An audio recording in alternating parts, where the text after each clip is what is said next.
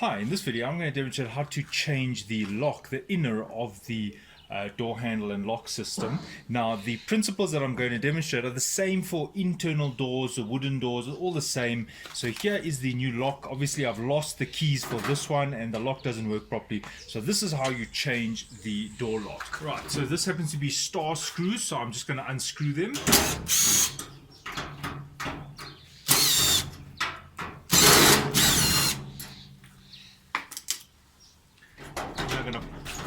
And then you need to pull out this pin, and I do see there's a wasp's nest in there, so I'm just going to destroy that quickly.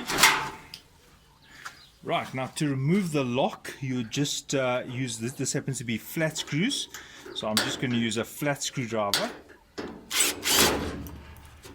Now I can pull out the old lock. Notice I did not take off this handle. You don't need to take off this handle if you're just changing the locking system inside.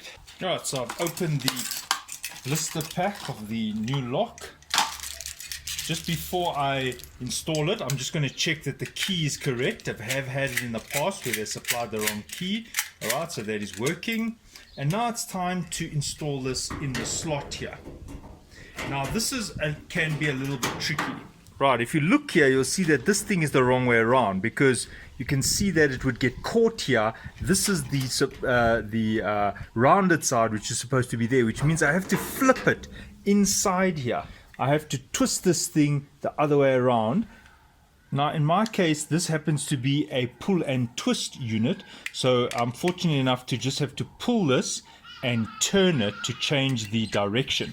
So now you can see that this will close, because you can see that that is in the correct format. But if you did not have one of these new type locks and you had one of these old ones, well, I'll open this and show you how to flip this at the end of the video. I'm just going to carry on installing this one so long.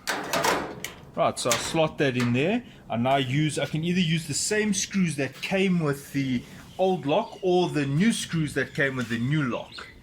Sometimes people have destroyed these fittings here and they've oversized the screws, so you will be stuck. You'll end up having to use the very large screws. In this case, I'll try the new screws. If they don't hold this lock nicely, I will then use the old screws.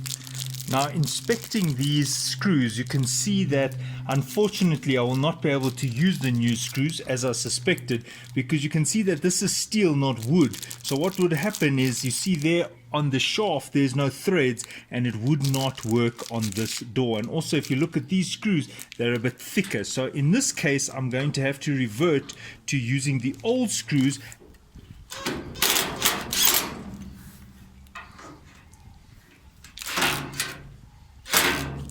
Now here is the old handle, and as I said, you don't have to change a handle if you're happy with the old one. If you want to change a handle, well, you'll just be installing the new handle now. But listen to this, it needs to be oiled. So here's some WD-40 and just lightly oiling it, just so that, yeah, much better. You can actually see how much more springy it is. Now this has to be installed back here. Now once again, you could use the screws that came with, but because you can see this is a steel door, I'm going to revert to using the original screws that were here, the old screws. But just before you continue, make sure you slot the pin in, and you might need to wiggle it around a bit. Right, now I'm going to use the same screws for the reason that I previously mentioned. This being steel, I need screws that are threaded right to the neck, and these holes are already a little bit oversized. Okay,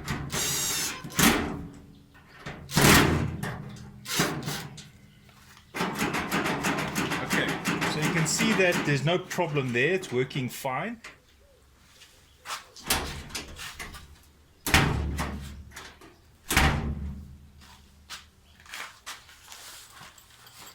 If you want to install a new plate here, you're welcome to, although especially on the steel door, you usually don't need to. It's usually got one already there.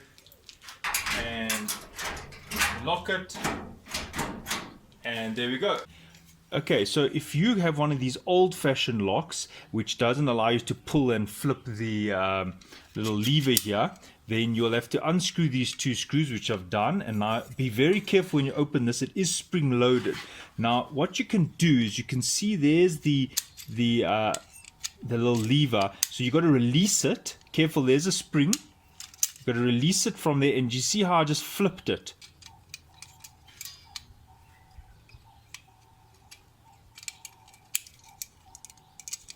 And just put the spring back. Right, now I'm closing this.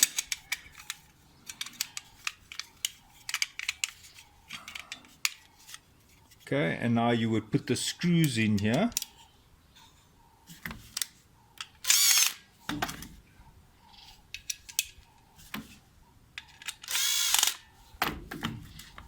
Right, so now you can see it's been flipped to the other direction, and that is how you flip that.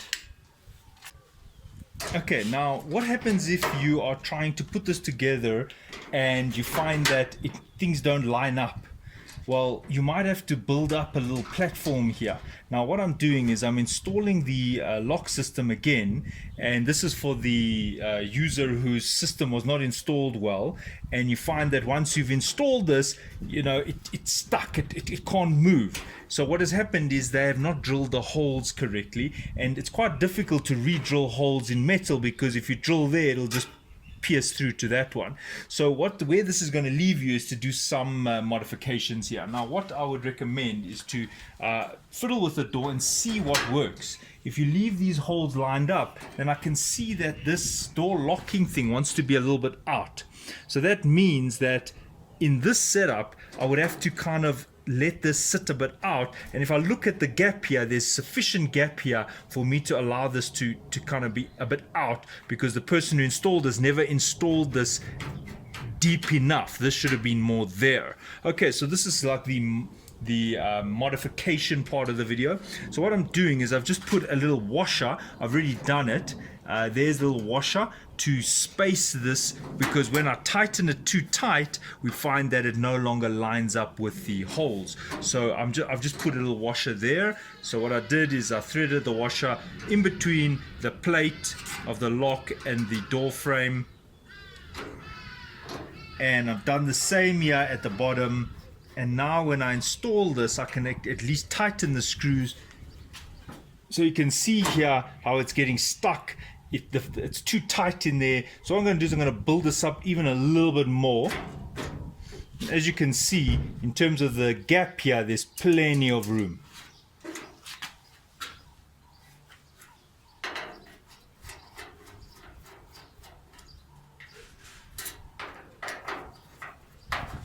Alright, so there are the little washers which I'm using to build it up. There you can see them.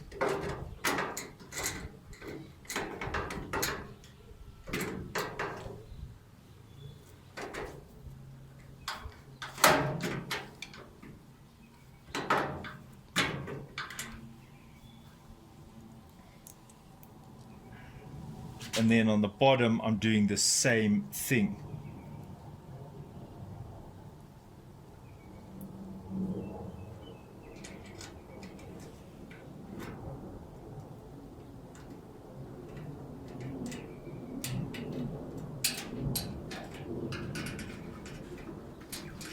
Right, so there you go. I've compensated by raising this just a little bit.